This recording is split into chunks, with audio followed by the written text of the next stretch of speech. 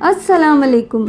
आज मैं आपके साथ चिकन पिज़्ज़ा की रेसिपी शेयर कर रही हूँ, जिसे हम एक स्पेशल डो के साथ बनाएंगे, वो भी विद ओवन और विदाउट ओवन। और सिर्फ 20 से 25 मिनट में हम इसे रेडी करेंगे, वो भी मार्केट से कहीं बेहतर। तो जब भी आपका पिज़्ज़ा खाने का मूड करे तो इसे कढ़ाई में झट से रेडी कर लेंगे, वो भी टॉपिंग से भरपूर और कम खर्च में। तो इस रेसिपी के इंग्रेडिएंट्स मैंने नीचे डिस्क्रिप्शन बॉक्स में दिए हैं, वहाँ आप चेक कर लीजिए। तो चलिए बनाना स्टार्ट करते हैं। तो सबसे पहले हम डो रेडी करेंगे। तो एक बड़े बाउल में हाफ कप नॉर्मल पानी लेंगे। अब 1 टीस्पून शक्कर डालेंगे, 1 टीस्पून ईस्ट और हाफ टीस्पून नमक डालकर इन सबको अच्छी तरह से मिक्स कर लेंगे, ताकि शक्कर और ईस्ट अच्छी तरह से घुल जाएं। अब 1.5 टीस्पून बारीक कटी हुई लहसुन डालेंगे, 1 टीस्पून चिली फ्लेक्स और 1 टीस्पून ओरिगैनो डालकर इसे भी मिक्स कर लेंगे। अब 300 ग्राम मैदा लेंगे, इसे अच्छी तरह से मिक्स कर लेंगे। अब थोड़ा थोड़ा पानी डालकर एक सॉफ्ट सा डो रेडी करेंगे। तो डो रेडी हो गया है। अब इस पर थोड़ा सी ऑयल लगाएंगे और ढककर इसे 30 मिनट्स के लिए किसी गर्म जगह पर राइस होने देंगे। हमने जो ईस्ट डाला था, इसकी वजह से डो डबल हो जाएगा। वैसे तो गर्मी के दिनों में डो जल्दी राइस हो जाता है और ठंडी के टाइम में डो 1 घंटे में राइस होगा, यानी इसका डबल। तो मौसम के हिसाब से डो को सेट होने के लिए टाइम दीजिए। तो पिज़्ज़ा की टॉपिंग्स के लिए आप चिकन रेडी करेंगे। तो पैन में 1 टेबल स्पून ऑयल गरम करेंगे। अब 200 ग्राम बोनलेस चिकन को बारीक कट करके डालेंगे। गैस की फ्लेम मीडियम रखकर 1 मिनट तक इसे भुनेंगे। अब हाफ टीस्पून लाल मिर्च पाउडर डालेंगे, 1/4 टीस्पून काली मिर्च पाउडर, 1/4 टीस्पून नमक, 1 टीस्पून ओरिगैनो और 1 टीस्पून विनीगर डालकर इसे 1 मिनट तक अच्छी तरह से मिक्स करेंगे। गैस की फ्लेम मीडियम ही रखेंगे। चिकन का पानी सूखने तक इसे भुनेंगे। वैसे भी हमने बोनलेस चिकन लिया है और इसके बहुत छोटे पीस किए हैं, तो ये जल्दी गल जाएंगे। तो देखिए चिकन का पानी भी सूख चुका है। तो यहाँ गैस की फ्लेम बंद कर देंगे और चिकन को निकाल लेंगे। तो डो भी अच्छी तरह से राइस हो गया है। अब इसके 2 पीस कर लेंगे, क्योंकि हम 2 पिज़्ज़ा बनाने वाले हैं। अब डो का 1 पीस लेंगे और इस पर सूखा आटा डस्ट करेंगे। अब हम जिस चीज़ में भी बेक करने वाले हैं, उस साइज़ का बेस रेडी करेंगे। बेस को ज़्यादा मोटा नहीं रखेंगे, थोड़ा पतला ही रखेंगे, क्योंकि ये बेक होने के बाद मोटा हो जाता है। तो बेस रेडी हो गया है। अब इसे बेकिंग ट्रे पर सेट करेंगे। मैंने बेकिंग ट्रे को पहले से ही बटर से ग्रीस कर लिया था। ट्रे पर बटर लगाने से ये आसानी से निकल जाता है, यानी ये नीचे चिपकता नहीं है। अगर आपके पास बेकिंग ट्रे ना हो तो आप किसी जर्मन की प्लेट में भी रख सकते हैं।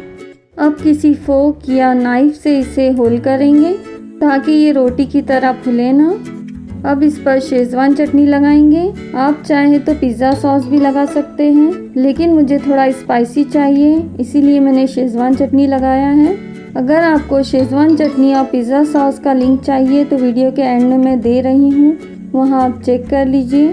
अब शिमला मिर्च को बारीक और लंबे पीस में कट करके डालेंगे। अब चिकन डालेंगे। अब थोड़े से एलोपिनो डालेंगे। ये मैंने घर में बनाया है। इसे बनाना भी बहुत आसान है। इसका लिंक भी मैं वीडियो के एंड में डाल रही हूँ, वहाँ आप चेक कर लीजिए। इसका टेस्ट पिज़्ज़ा और शॉर्मा में बहुत अच्छा लगता है। अब थोड़े ओलिव्स कट करके डालेंगे। ओलिव्स आप आपकी पसंद के हिसाब से ले सकते हैं, यानी ब्लैक या ग्रीन भी। अब मोज़रेला चीज़ डालेंगे। चीज़ को मैंने ग्रेट कर लिया है। अगर आपके पास ऑलरेडी ग्रेटेड चीज़ है तो वो भी डाल सकते हैं। अब इस पर थोड़ा सी चिली फ्लेक्स और ओरिगैनो स्प्रिंकल करेंगे। तो पहला पिज़्ज़ा बेक करने के लिए रेडी है। हम इसे यूं ही रेस्ट के लिए रख देंगे।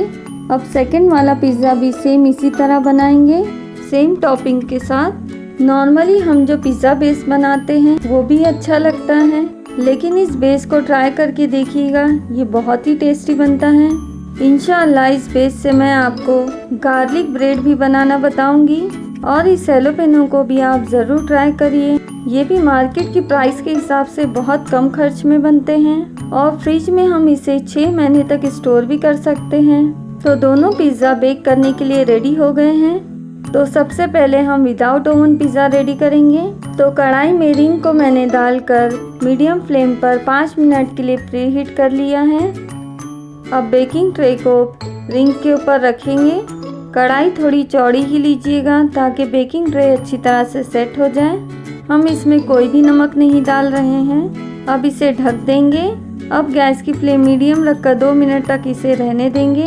2 मिनट बाद गैस की फ्लेम बिल्कुल स्लो कर लेंगे और 20 मिनट तक इसे यूं ही ढककर बेक होने देंगे। बीच बीच में इसे बार बार खोलते नहीं रहेंगे। ढक्कन को भी अच्छी तरह से ढकेंगे ताकि इसमें से कोई भी एयर बाहर ना जाए। तो 20 से 25 मिनट के बाद इसे देखते हैं। अब ओवन वाला पिज़्ज़ा डालेंगे। तो ओवन को भी मैंने 10 मिनट के लिए 200 डिग्री पर प्री हीट कर लिया था। अब 200 डिग्री पर ही 25 to 30 मिनट्स के लिए इसे बेक करेंगे। तो 25 मिनट्स हो चुके हैं। अब कढ़ाई वाला पिज़्ज़ा देखते हैं। बेस तो अच्छी तरह से पक चुका है। तो गैस की फ्लेम बंद कर देंगे और पिज़्ज़ा को निकाल लेंगे।